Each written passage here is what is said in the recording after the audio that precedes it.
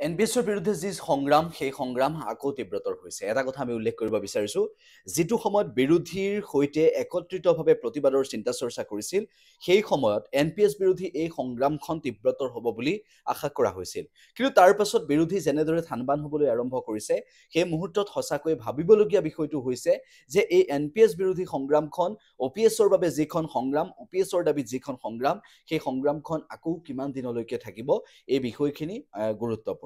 লগতে আমি আৰু এটা কথা উল্লেখ কৰিব বিচাৰিছোঁ, যিটো সময়ত বৰ্তমানৰ বিজেপি চৰকাৰে এই এনপিএছক লৈ যিটো স্থিতি আৰু তেওঁলোকে অপিএছৰ বিৰোধিতাৰে তেওঁলোকৰ মনত থকা যিটো স্থিতি, সেই স্থিতিটোৰ পিছত এটা কথা স্পষ্ট হৈছে যে কংগ্ৰেছ শাসিত ৰাজ্যত যদি অপিএছ, বিজেপি শাসিত ৰাজ্যত এনপিএছ, আৰু কেন্দ্ৰীয় চৰকাৰ বা ৰাজ্য চৰকাৰৰ কিমান সদিচ্ছা আছে, এই এনপিএছৰ জৰিয়তে কিমান এটা ভয়ংকৰ দিশে গতি কৰিছে সকলো কৰ্মচাৰী, সেই কথাখিনিও বহুতেই অনুধাৱন কৰিব পাৰিছে।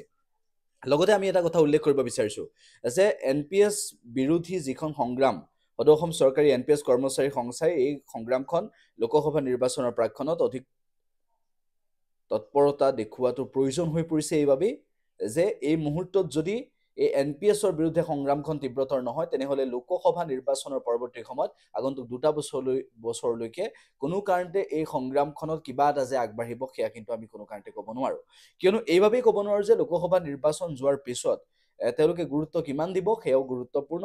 আৰু কৰ্মচাৰীসকলে যদি এই মুহূৰ্তত এটা স্থিতি গ্ৰহণ কৰে, পূৰ্বতে কৈছিল যে আমি ভোট বৰ্জনৰ দৰে সিদ্ধান্ত গ্ৰহণ কৰিম, তেনেকুৱা যদি সিদ্ধান্ত গ্ৰহণ কৰে, তেনেহ'লে নিশ্চিতভাৱে প্ৰভাৱ পৰিব আৰু ৰাজ্য চৰকাৰে, কেন্দ্ৰীয় চৰকাৰে ভাবিবলৈ বাধ্য হ'ব যে এই এনপিএছ বলবৎ কৰাৰ লগে লগে কৰ্মচাৰীসকলৰ যিখিনি সমস্যা, সেই সমস্যাখিনিৰ কথা তেওঁলোকে গম পাইছে, অৱসৰ লোৱাসকলে গম পাইছে তেওঁলোকে পেঞ্চন কিমান পাইছে, অৱসৰ লোৱাসকলে গম পাইছে তেওঁলোকে 1100 টকা, 1200 টকা, 500 টকা, 700 টকা এনেদৰে পেঞ্চন পোৱাৰ এটা অৱস্থাৰ সৃষ্টি হৈছে।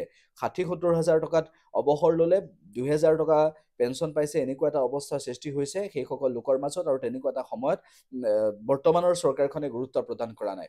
এই আন্দোলনটো অধিক তীব্ৰতৰ কৰাৰ প্ৰয়াস কৰিছে আৰু ইতিমধ্যে এই সন্দৰ্ভত এনপিএছ বিৰোধী যিখন সংগ্ৰাম, সেই সংগ্ৰামখনৰ জৰিয়তে অপিএছৰ দাবীত যিখন সংগ্ৰাম, সেই সংগ্ৰামখনক সমৰ্থন জনায়, অপিএছৰ সংগ্ৰামখনক সমৰ্থন জনায়, এনপিএছৰ বিৰোধিতা কৰি যিখিনি কাম ইতিমধ্যে চলি আছে, তাৰ সমান্তৰালভাৱে আমি এইটোও কৈছোঁ যে আমি বিভিন্নগৰাকী ব্যক্তিৰ কাষলৈ যাম আৰু সেই ব্যক্তিসকলৰ এই এনপিএছ কিমান ভয়ংকৰ তেওঁলোকৰ জৰিয়তে আপোনালোকক জনাবলৈ চেষ্টা কৰিম।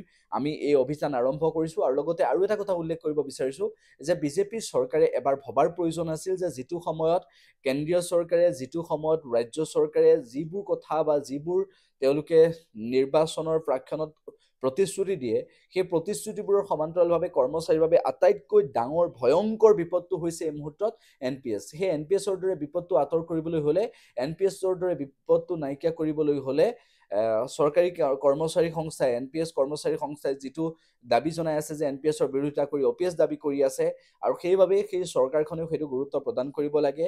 কিয় কৰ্মচাৰীসকলে কৈছে সেই কথাখিনি চাওক, কিয়নো তেওঁলোকে কিমান এটা সমস্যাৰ দিশত আগুৱাইছে। কোনোৱে অৱসৰ ল'লে, প্ৰধান শিক্ষক হিচাপে অৱসৰ ল'লে, তেওঁলোকে এতিয়া এনেকুৱা ধৰণৰ অৱস্থাৰ সৃষ্টি হৈছে, ক'ৰবাত হাজিৰা কৰিবলগীয়া অৱস্থাৰো সৃষ্টি হৈছে।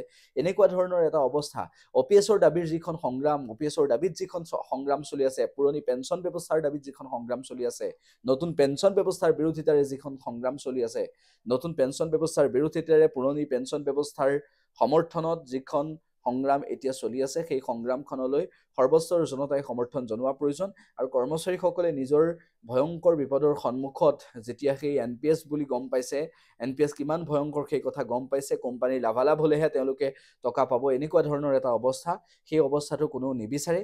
আৰু সেইবাবেই ইতিমধ্যে ৰাজ্যজুৰি প্ৰতিবাদো আৰম্ভ হৈছে। এনপিএছ কৰ্মচাৰী সংস্থাই প্ৰতিবাদো আৰম্ভ কৰিছে, পূৰ্বতে কৰ্মবিৰতি পালন কৰিছিল, আকৌ প্ৰতিবাদ তীব্ৰতৰ কৰিব, সেই সন্দৰ্ভত অৱগত কৰিছে। আৰু লগতে আমি এইটো উল্লেখ কৰিব বিচাৰিছোঁ যে এনপিএছৰ বিৰোধিতাৰে যিসকল ব্যক্তিয়ে তেওঁলোকৰ বক্তব্য ৰাখে, ৰাজ্য চৰকাৰক জনাব বিচাৰে, সেই কথাখিনিও আমি উপস্থাপন কৰিব বিচাৰিম এই ইউটিউব চেনেলৰ জৰিয়তে। লগতে আৰু এটা কথা কৈ থৈছোঁ যে এনপিএছৰ বিৰোধিতাৰে যিখন সংগ্ৰাম, সেইখন হৈছে কৰ্মচাৰীসকলৰ নিজৰ সংগ্ৰাম, প্ৰাপ্যৰ দাবী, আৰু সেই প্ৰাপ্য কৰ্মচাৰীসকলে পাব লাগিব। তেওঁলোকে ইতিমধ্যে সেই কথা বাৰম্বাৰ কৈ আহিছে।